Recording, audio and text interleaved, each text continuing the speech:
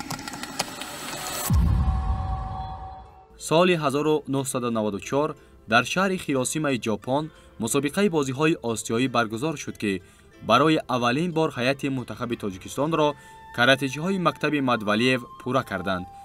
این اولین اشتراک علاقه همچون یک صحنه تاریخی مخصوص نه تنها در فضای کراته بلکه در فضای تاریخ ورزش تاجیک به حساب می رود. وقت ساتو سانسی در ژاپن بودن و اونو پیشواز گرفتم، اونو با خوری کردیم، مسئله صحبت کردیم، مسئله آینده همکاری رو. و اولین بار وقتی که ما مسابقه سر شد، اسرائیل اسماعیلوف صاحب مدال برنجی شد. این اولین مدال برنجی که ورزشکاران تاجیک در بازی‌های آسیایی گرفتن و در رشته جودو هم خیلو نظیف در اون سال بعد از سال مدال برنجی گرفت.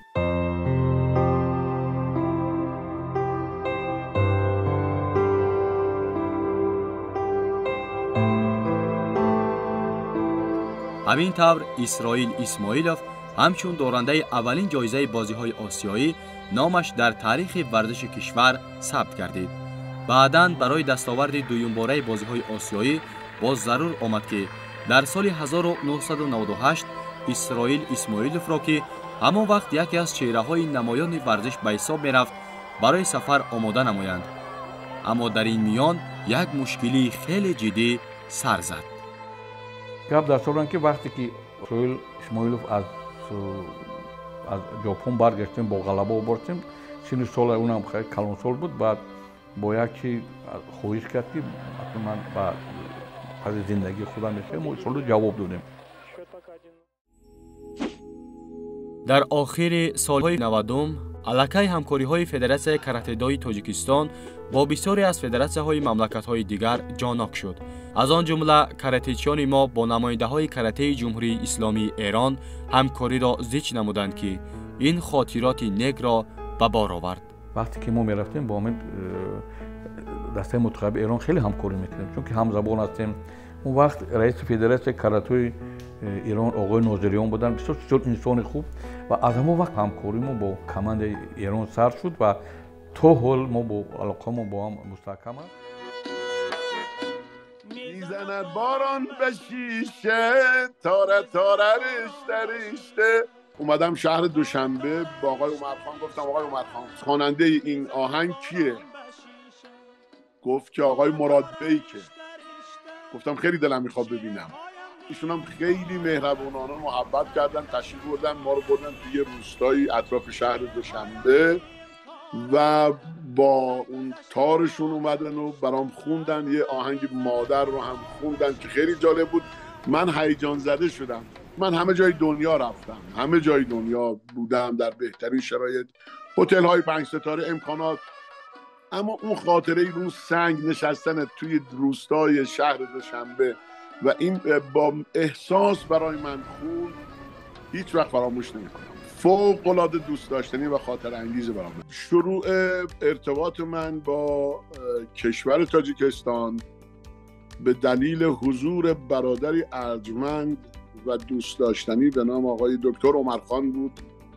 در کاراته آسیا مسابقات آسیایی متعدد با هم بودیم و نشست‌هایی داشتیم. بنده مدرس داوری بودم در کاراته آسیا و آقای دکتر عمرخان محبت فرمودند، از من خواستند و من هم اطاعت امر کردم. اومدم برای کلاس داوری و در سمینارهای داوری اونجا در خدمتشون بودم، ضمن اینکه در مسابقات آسیایی کاراته تاجیکستان رو زیر نظر داشتم. کاراته تاجیکستان پتانسیل خوبی داشت، مدیریت بسیار خوب آقای دکتر عمرخان بسیار بسیار بسیار تاثیرگذار بود روی کاراته تاجیکستان و من بهترین ها رو براشون آرزو کرده و میکنم.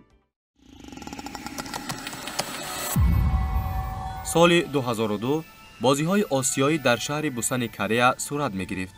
برای اشتراک در این مسابقه‌های محتشم نفر لازم بود که تجربه بزرگ اشتراک در چنین مسابقه‌های سطحی را داشته باشد.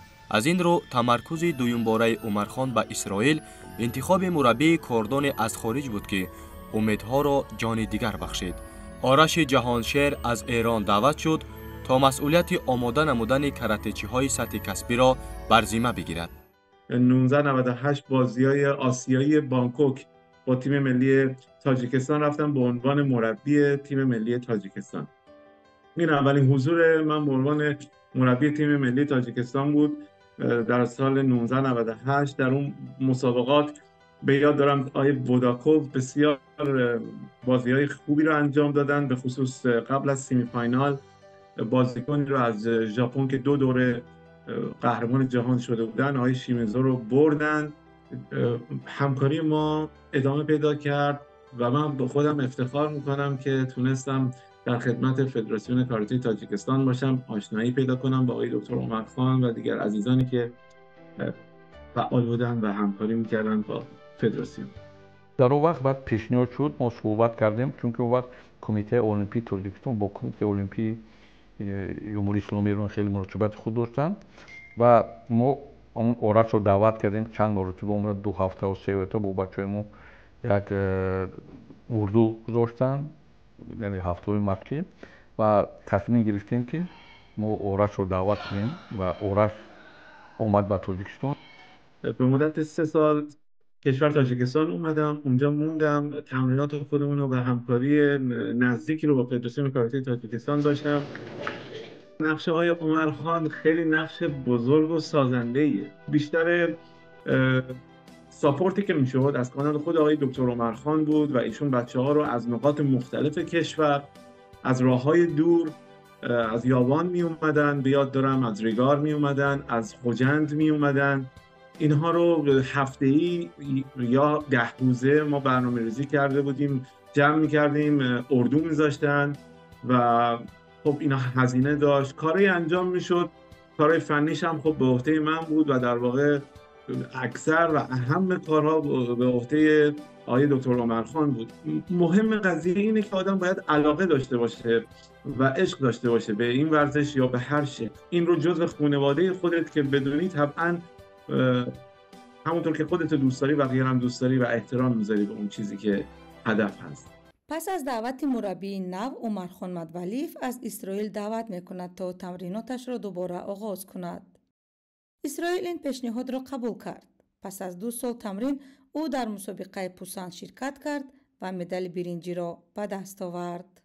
البته بازیکن‌های دیگه، عزیزان دیگه هم در تیم بودند که بسیار خوش درخشیدند، هرچند که نشد در اون مسابقات به مدالی برسن، اما بسیار خوب مسابقه دادن. قهرمانای آسیا و جهان مقابلشون بودن که بسیار نزدیک و حتی در بعضی اوزان اونها رو بردن.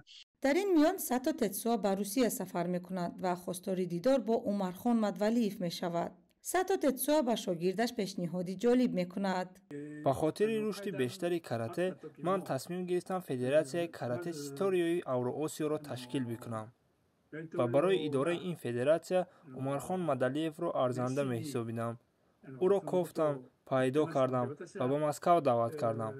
ما جلسه ما را در پالات سودای روسیه برگزار کردیم. همه اشتراکداران برای آوازدهی عمرخان را معاون رئیس این فدراسیون انتخاب کردند. سرگئی استیپاچین رئیس پالاتای سودای روسیه به حیث رئیس فخری، ساتو تتسوا رئیس و عمرخان مدولیف یکی از معاونان رئیس فدراسیون اوراسیایی کاراته استریو انتخاب شدند. فدراسیون مذکور عضو فدراسیون جهانی کاراته استریو بود و پیشنهاد گردید که در پایتخت روسیه یک مسابقه سطح بین‌المللی گذرانده شود. سال 2003 چمپیونات جهانی در مسکو. آن زمان فضای اطلاعاتی تا درجه امروزه پیشرفت نداشت و آموختن حریف قبل از رقابت قریب که امکان ناپذیر بود. چی شما را انتظار است؟ نامعلوم. Даня Ревшик в карате – это фигура, которая определяет, давать очки или не давать. От него зависит очень много, к какому исходу придет поединок. Так вот, в то время у нас было очень много тренеров, я не буду называть имена, но меня коробило, мне очень нравилось, когда я перед тем, как выйти судить очередной поединок, ко мне подходил какой-то из моих знакомых, тех, который тоже привел своих учеников на этот турнир, и там намекали, мол, это мой ученик, хай, помоги там, что можно сделать, туда-сюда. В этом плане Умархон никогда не делал. Вот мне это тоже нравится, то, что человек, он тоже, как и я, понимает, что помочь себе спортсмен может только сам на татами. Все остальное, если это снаружи делается с помощью судей или еще каких-то там, допинг, это все неправильно. В этом плане вот я подчеркиваю, что Умархон, он в этом отношении был очень культурный, такой, как сказать, принципиально никогда не опускался до того, чтобы подойти и сказать там, помоги моему ученику, там, это. Вот в этом плане с ним, конечно, было очень приятно работать.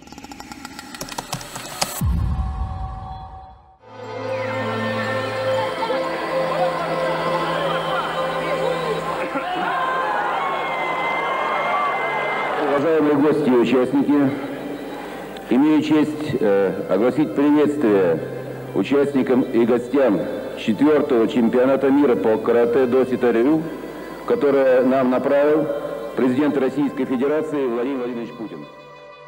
хулас якачини 6 нафараи каратечиҳои тоҷик таҳти сармураббигии Ораш Ҷаҳоншер ба шаҳри Москав рафтанд. дурахшиши Муҳаммад Бодаков дар рақобати инфиродӣ байни калонсолон ӯро сазовори медали биринҷии ин мусобиқа кард ва рақобатҳои dastavӣ дар марҳилаи финалӣ муқобили мунтахаби Русия аз пуршиддатарин бархурди ин мусобиқа буд.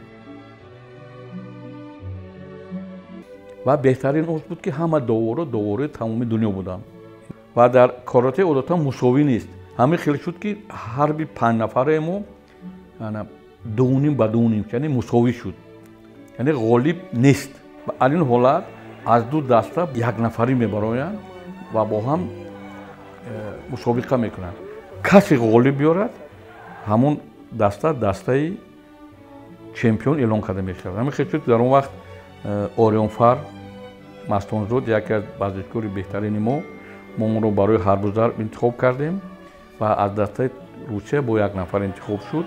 Орионфар саршавии ин ҳарда каме як асабонитар буд ва якбора чанд хол бой дод ва ҳисоб 5-1 буд. лекин худро ба даст гирифта пайи ҳам 5 хол гирифт. тасаввур мекунед дар он вақт зале ки дар он ҷо меҳмонон буданд, хомӯшӣ зиёд шуд ки барои командаи Русия ғолибияти Орионфар ғайричашмдош буд.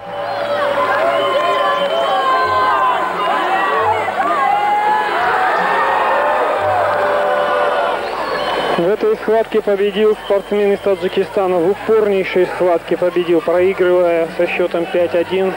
Он все-таки сумел мужественно.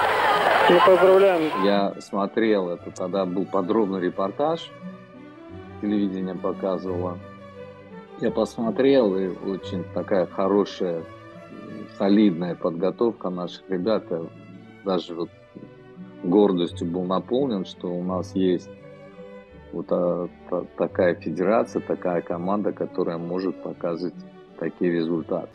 Сейчас еще вот я об Умархоне с другой стороны хочу сказать вот о человеке, который сейчас занимается вместе со мной в одном из самых крупных фитнес-центров Таджикистана, в Иксвите, посещает в том числе и мои занятия.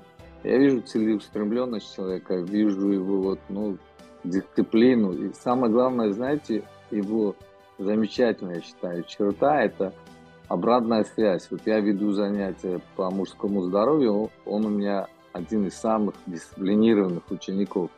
И это человек, который постоянно делится. Вот он подходит и говорит, вот мне вот это помогло, или вот это, или какие-то вопросы задает. Мне это очень интересно, потому что обратная связь – это очень важно для каждого тренера. Тренер, когда он получает оценку от человека, который посещает его занятия, это очень ценное. Тем более от человека, который высокообразованный, культурный, и он умеет выражать мысли правильно. И я часто прислушиваюсь вот к тому, что он говорит. Мне тоже очень лестно, конечно, что я в этом случае выступаю в роли как сенсея, ну, тренера, который ведет эти занятия. И с этой точки зрения Омархон тоже проявляет такую человечность, культуру и, еще раз подчеркну, высокую дисциплину. Чемпионами мира в номинации «Командные бои кумите» среди студентов стала команда Таджикистана.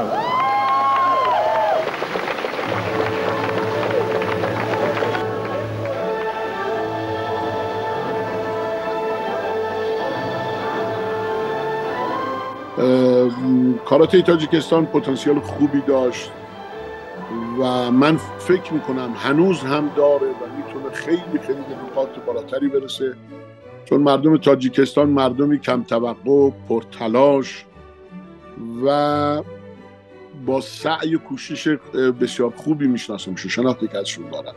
من کاری برای کاراته تاجیکستان نتونستم بکنم متاسفانه که در خور شأن مردم نجیب، خوب و فهیم تاجیکستان باشه، اما نگذاشتم، حقیقتا نگذاشتم حقوقشون پایمال بشه و بعضا مؤثر هم افتاد و تونستن به هر حال خودشون مطرح کنن.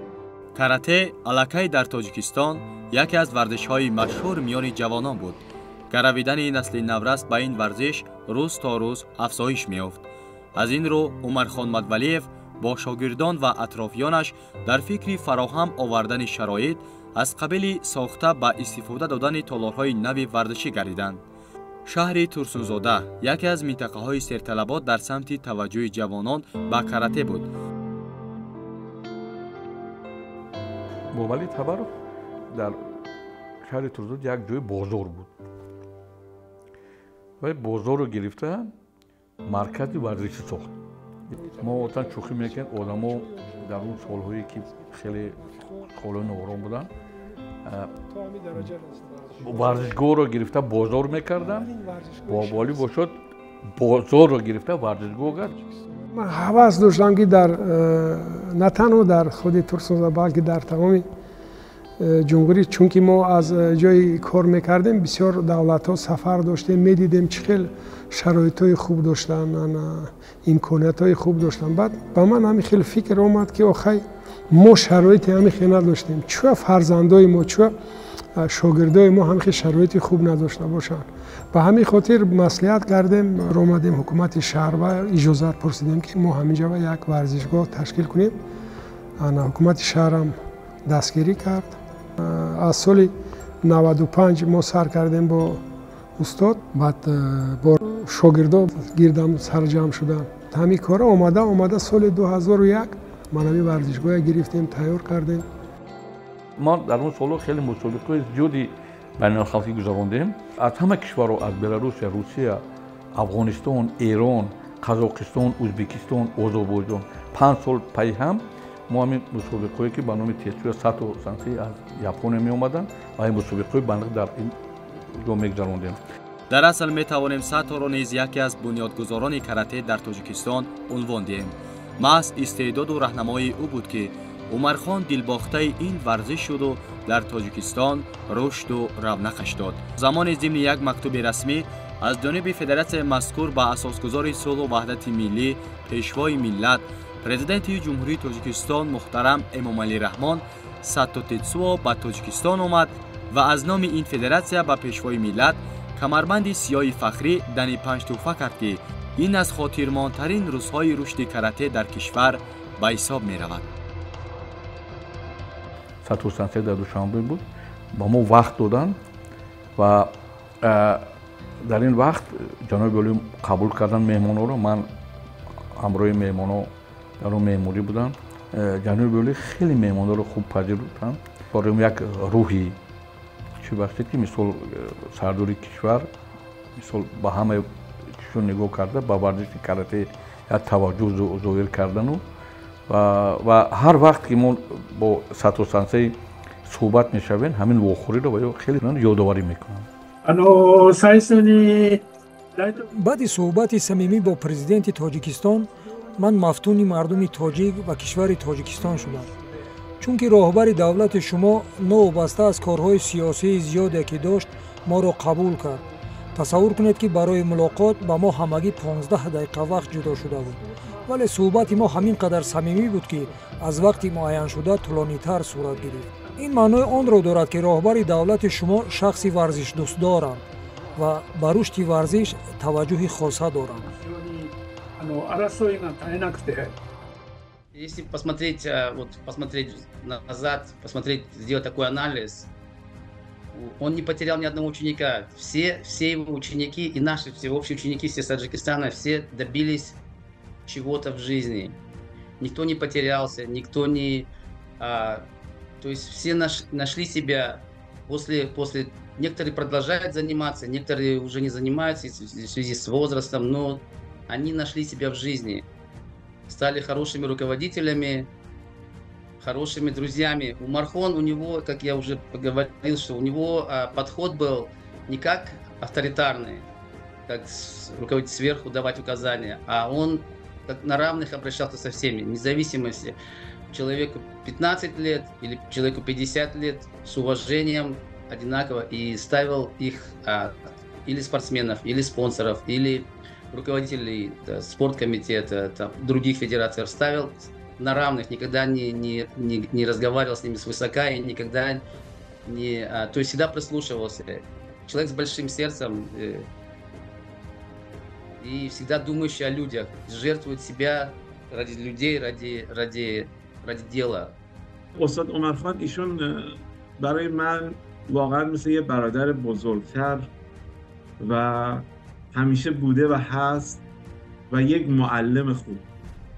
ایشون از نظر اخلاقی، از نظر گفتاری، عملکرد، دقت، اینکه برنامه‌ها رو چگونه برنامه‌ریزی بکنه که یک عده‌ای بتونن به نتیجه برسن و ایشون خوشحال میشه از دیدن اون نتیجه. ببینید امروز خیلی از مسئولین ما، خیلی از کسانی که لیدر هستن در قسمت‌های مختلف به خصوص ورزشی، ایشون علاقه‌مند به ورزش تاجیکستان هستن. ایشون عاشق ورزش تاجیکستان و جوانای تاجیکستان هستن، سالها خدمت کردن به ورزش تاجیکستان.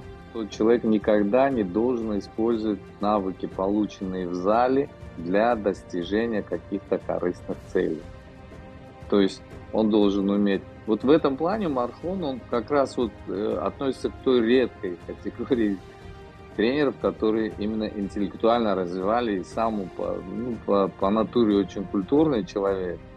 И также у него все воспитанники, я вот практически не знаю ни одного из его учеников, который бы стал бандитом или что-то делал не то в своей жизни, понимаете.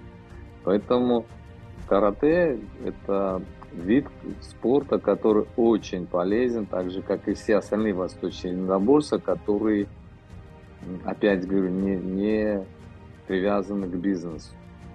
Вот там, где просто идет подготовка спортсменов, и результаты их выступлений не зависят от каких-то денежных вознаграждений. Это всего такая философия присутствует.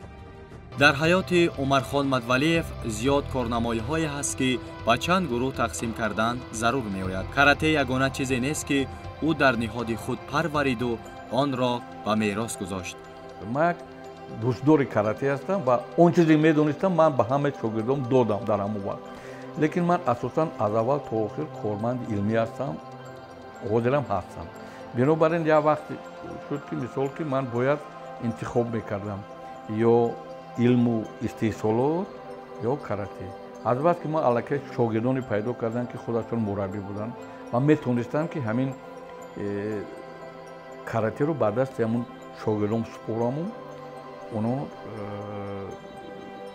ҳамин корро давом диҳанд. Ну, это все, конечно, благодаря умению организационному и таланту тренерскому Умархона. Ему это удалось сделать. Просто человек, он, знаете, у него два было начала. Одно спортивное, второе ученое. Ученый все-таки переборол. Я считаю, что это правильно, потому что те вопросы, которыми занимаются, они очень важны для республики, для экономики республики. дар соҳаи илм корҳои анҷомнододаи зиёде дошт ки бояд анҷом медод. روی دویم که به علم آن کس دارند این منبع‌های از نو برقرار شونده این انرژی آفتابی گلیوتکنیک میگن. در این جاده هم اون کس بسیار کارهای مهم رو انجام دادن و مقاله های اون کس در همون مجله های با نفوذ دنیا چاپ شده است. عموما همچون عالم همه معیارهایی که به عالم شناخته هست در سیمای عمرخان مدولی ما میبینیم. این فضیلت ایرودیته هم در ساحه خود رو بسیار خوب میدونن و فعالیت ایجادی این کس بسیار در درجه بلند است و مکتب علمی شاگردان بسیاری رو تربیت کردن. وقتی صحبت با او بالای میز کاریش رسمی رو مشاهده کردیم که خیلی استوکارانه تصویر شده بود و از او سوال کردیم که این کاری دستی کی می باشد؟ این رسم رو من نبیره دارم، نبیره دختریم، دختری کلانم ستاره، نامش سعادت. بسیار با رسم کچی بسیار شوق دارد و خودم در مسکو در یک مکتبی رسامی مخصوص 2 سال باز تحصیل کرده ایستاده است. همون نبیره من کشیده است و در اتاق کاری من در بسیار جای مخصوص ایستاده است. این رسم ما را به محیط عائلوی عمرخان مدولیف برد. واقعا در سیمای این خانواده برومند یک عائله نمونوی را مشاهده کردن ممکن است. پدر و مادرم با محبت عائله برپا کردند و همه وقت نصیحت میکردند که عائله یکمین درجه است و در عائله همه وقت باید عشق و محبت باشد. عائله همه وقت مناسبت دو شخص است. یگان اگر مشکلی شود پس این دو شخص نگار هستند. ما با همراه عائله‌مون سال 1973 خانه‌دار شدیم و اون کس سال 2000 دنیا گذشتن. همین سال ما با هم بودیم. پستی بلندی‌های زیادی داشتیم ما در زندگی. مثل به خانگی را گذاشتیم و من یک چیز را قید کرده هستم که وقتی من از مسکو برگشتم اومدم یک روز محمد صاحب‌دین اوسیمی استاد و پرزیدنت اکادمی دعوت کردن، یک چیز پیشنهاد کردن. در اون وقت تشکیلات کمسمالی بود و در این تشکیلات طلبات این خیلی بود که کاتب تشکیلات کمسمالی اکادمی فنون بود شخصی باشد که در سن کمسمال باشد و بنابراین وقتی اینو میجویند در سن 26 سالگی هم نامزد فنون شدم. یگانه من بودم. دعوت کردم، شرم میگفتن، برای راهبری پیشنهاد کردم. 6 سال همراهی استاد اوسیمی من کمراه کار کردم. من بسیار درس حیات را از استاد اوسیمی یاد گرفتم. درس زندگی، درس عائلوی. مهر و محبت، رفاقت و صداقت، علم و دانش و معرفت در این خانه راهنما است که تو گفتی که چنین باید زیست. پدر ما یک خصلت دارند که با چی کاری که مشغول شوند همه وقت موفق میشدند. چی در ساحه ورزش باشد، چی در ساحه علم. البته هرچند که ما همه فرزندان زندگی مستقلانه هم بریم، البته نصیحت پدر، فکری پدر همه وقت لازم است. این یا آن کاری که مثال کمتر شبهه داریم با پدر مراجعت میکنیم. آن تجربه که падар دارند ما حرکت میکنیم که از همون تجربه پدر بیاموزیم. С самого детства нам говорил, что несмотря ни на что нужно идти вперед. Тем же примером является он сам. Мы всей семьей очень сильно им гордимся, так как он восхитительный дедушка и опора в нашей семье.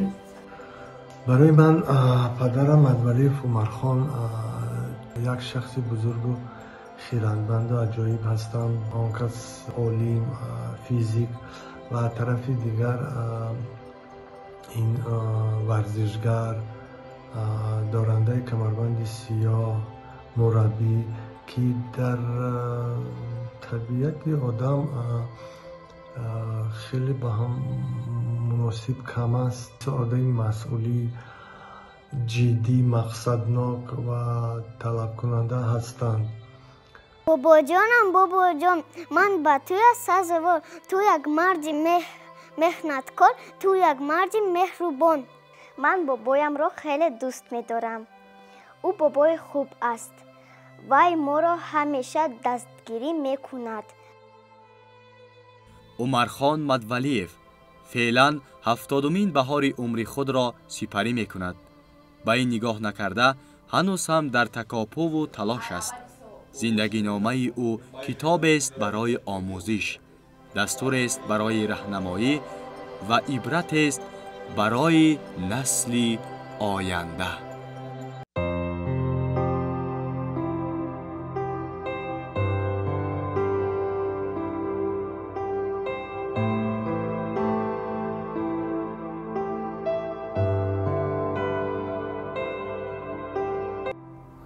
خداوند همین قدر عمری با فیض و برکت یاد که ما به استاد به قناعت میشیم. برای بودگیشون با شکر میکنیم. سعد و درون هیچ وقت خاری نبینن. اینقدر این مرد مهربون، دوست داشتنی و خاکسار، به قول شما میگین خاکسار، ما میگیم متواضع. اینقدر متواضع و دوست داشتنی که جذب میکنه آدم. و هر وقت هم که تهران میومد هم اون احساس میکرد تهران خونه خودشه و ما هم واقعا احساسمون بود که کشور دوست و برادر و عزیز ما تاجیکستان کشور است. این احساس رو با هم قلبی داشتیم با آقای دکتر عمرخان. دکتر عمرخان تا زنده هست مردم تاجیک قدرش رو بدونن، عشقش کشورشه، مردمشه.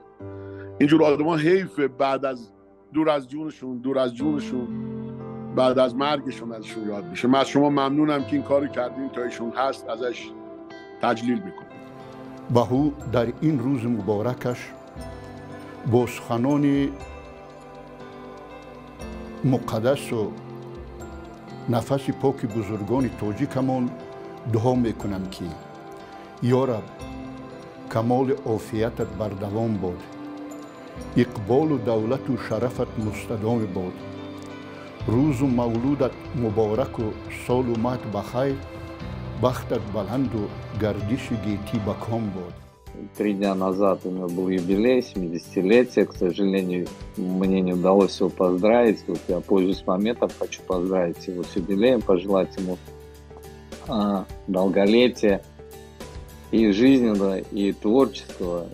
Ту работу, которую он делает, я знаю, что он занимается альтернативными видами энергии, это очень возобновляемыми видами энергии, это очень интересное перспективное направление, это способен делать только высокоинтеллектуальный человек, которым является Умархон. Лично я учился от вас очень многое по жизни. Желаю, чтобы вы оставались постоянно таким здоровым, подвижным, серьезным, приятно серьезным. И самое главное, чтобы ваши все инновационные идеи воплотились в реальность.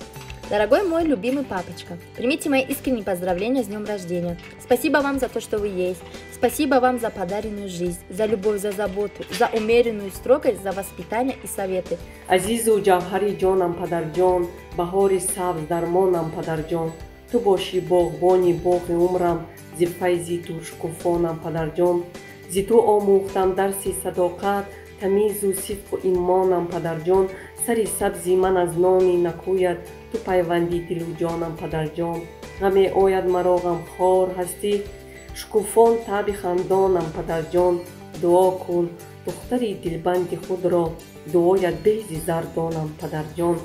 Мавлуд муборак бошад дадаҷон. Шуморо бо ҷашни задрӯзии 70-солагӣ табрик мекунам ва ба шумо саломатӣ, умри дароз, хушнудӣ ва муваффақият орзу мандам. С днем рождения, Бабаджон! Желаю успехов в карьере, денежного благополучия и побольше хороших дней. А также желаем крепкого здоровья, бодрости духа и много жизненных сил. Желаю вам всего самого-самого наилучшего. И еще раз поздравляю с днем рождения. Мы все вас очень любим. С днем рождения, мой любимый Бабаджон! Бабаджон, поздравляем вас с днем рождения. Спасибо вам большое за Софедару и за все, что вы нам сделали. Желаю вам самого главного счастья и здоровья. Салам алейкум, Амакджони Мухтарам, Задрузом Бора. Дорогой дедушка, с днем рождения! Herzlichen Glückwunsch zu Ihrem Geburtstag. امروز میخواهم با روز مولودشان عمک عزیزم را از صمیم دل مبارک نموده. Поздравляем вас с днем рождения. Желаем, чтобы этот день прошел просто на ура, великолепно, в любви, в тепле, в счастье, в улыбках. Поздравляем дедушку с днем рождения. Желаем здоровья, долгих лет жизни, творческих успехов. С днем рождения. Поздравляем! Поздравляем!